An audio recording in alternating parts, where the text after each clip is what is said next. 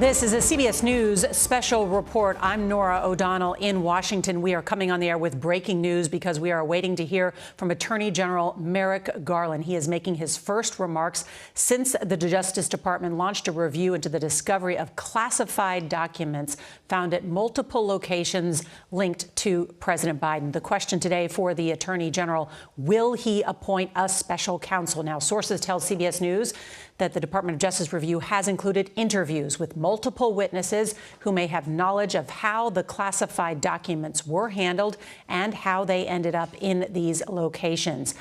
Let's listen now to the Attorney General, Mr. Garland. Good afternoon.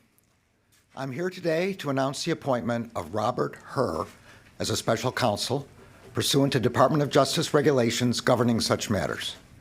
In keeping with those regulations, I have today notified the designated members of each House of Congress of the appointment. I'm joined today by John Lausch, the U.S. Attorney for the Northern District of Illinois, who conducted the initial investigation into the matter that I will describe today. On the evening of November 4th, 2022, the National Archives Office of Inspector General contacted a prosecutor at the Department of Justice. It informed him that the White House had notified the archives that documents bearing classification markings were identified at the office of the Penn Biden Center for Diplomacy and Global Engagement, located in Washington, D.C.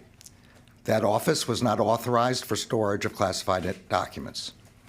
The prosecutor was also advised that those documents had been secured in an archives facility. On November 9th, the FBI commenced an assessment consistent with standard protocols to understand whether classified information had been mishandled in violation of federal law. On November 14th, pursuant to Section 600.2b of the Special Counsel Regulations, I assigned U.S. Attorney Lausch to conduct an initial investigation to inform my decision whether to appoint a special counsel. Mr. Lausch has served as the U.S. Attorney in Chicago since 2017. Before that, he spent more than a decade as an assistant U.S. Attorney in that same office. I selected him to conduct the initial investigation because I was confident his experience would ensure that it would be done professionally and expeditiously. On December 20th, President Biden's personal counsel informed Mr. Lausch that additional documents bearing classification markings were identified in the garage of the president's private residence in Wilmington, Delaware. President Biden's counsel informed Mr. Lausch that those documents were among other records from the period of the president's service as vice president. The FBI went to the location and secured those documents. On January 5th, 2023, Mr. Lausch briefed me on the results of his initial investigation and advised me that further investigation by a special counsel was warranted. Based on Mr. Lausch's initial investigation, I concluded that, under the special counsel regulations, it was in the public interest to appoint a special counsel. In the days since, while Mr. Lausch continued the investigation, the department identified Mr. Hur for appointment as special counsel. This morning, President Biden's personal counsel called Mr. Lausch and stated that an additional document bearing classification markings was identified at the president's personal residence in Wilmington, Delaware. When I first contacted Mr. Lausch about this matter, he said he could lead the initial investigation, but would be unable to accept any longer-term assignment because he would be leaving the department in early 2023 for the private sector. U.S. Attorney Lausch and his team of prosecutors and agents have conducted this initial investigation with professionalism and speed. I am grateful to them. Earlier today, I signed an order appointing Robert Hur as special counsel for the matter I've just described. The document authorizes him to investigate whether any person or entity violated the law in connection with this matter.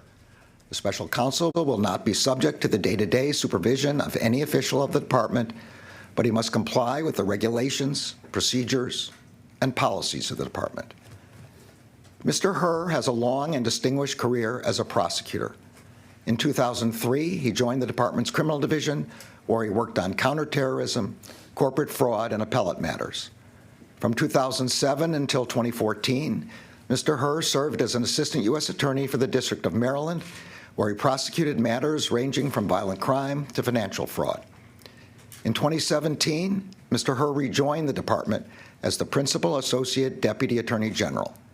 In 2018, he was nominated and confirmed to serve as a U.S. Attorney for the District of Maryland. As U.S. Attorney, he supervised some of the department's more important national security, public corruption, and other high-profile matters. I will ensure that Mr. Herr receives all the resources he needs to conduct his work. As I have said before, I strongly believe that the normal processes of this department can handle all investigations with integrity. But under the regulations, the extraordinary circumstances here require the appointment of a special counsel for this matter.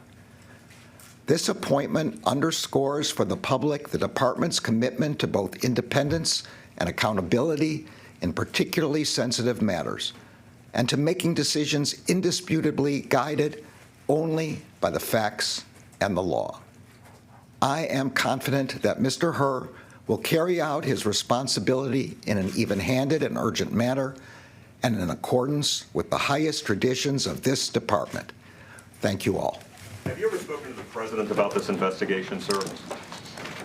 And there you have it, the Attorney General of the United States making some big news this morning, saying that he will appoint a special counsel to investigate those documents with classified markings that have been found in multiple locations. These are documents from the Obama-Biden administration when Biden was vice president of the United States. And we have some new timelines in terms of when those documents were found and how this whole thing unfolded. Let's bring in Adriana Diaz. She's here with me. She was the first to report about the discovery of those documents. What stood out to you?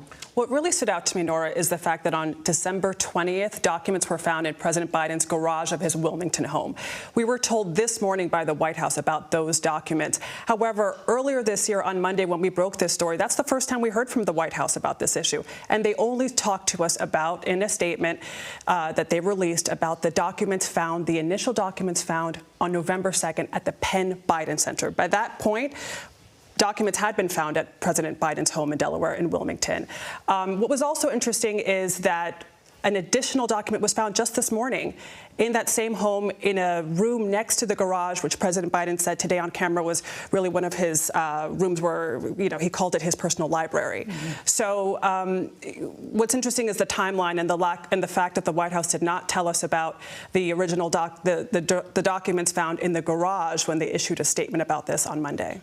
What does it mean now with the appointment of this special counsel to begin this investigation? What happens now?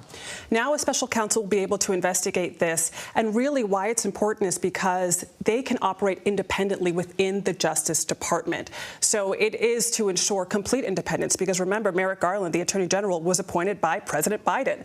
So he wants to make sure that someone who was not appointed by President Biden is overseeing this investigation. So the investigation will move forward. It will have greater resources, presumably.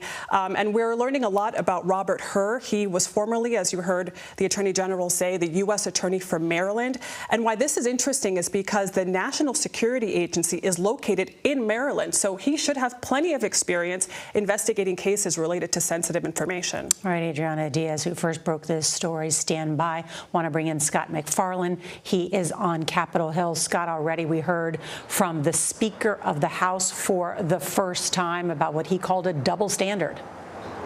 Yeah, and the congressional reaction is coming in fast and furious, as one would expect. I just spoke with the top Republican on the House Intelligence Committee, Michael Turner of Ohio, who says he's asking the Department of National Intelligence, the Director of National Intelligence, to do an assessment, a damage assessment of what might have been exposed by the records in Delaware and the records here on Capitol Hill at the Penn Biden Center.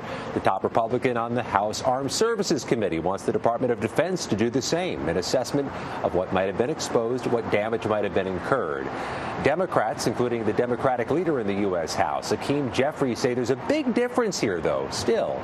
That the Biden team seems to have voluntarily notified the archives and handed over the records, whereas in the Trump case, in the Mar-a-Lago case, requests for the records were allegedly ignored or disregarded.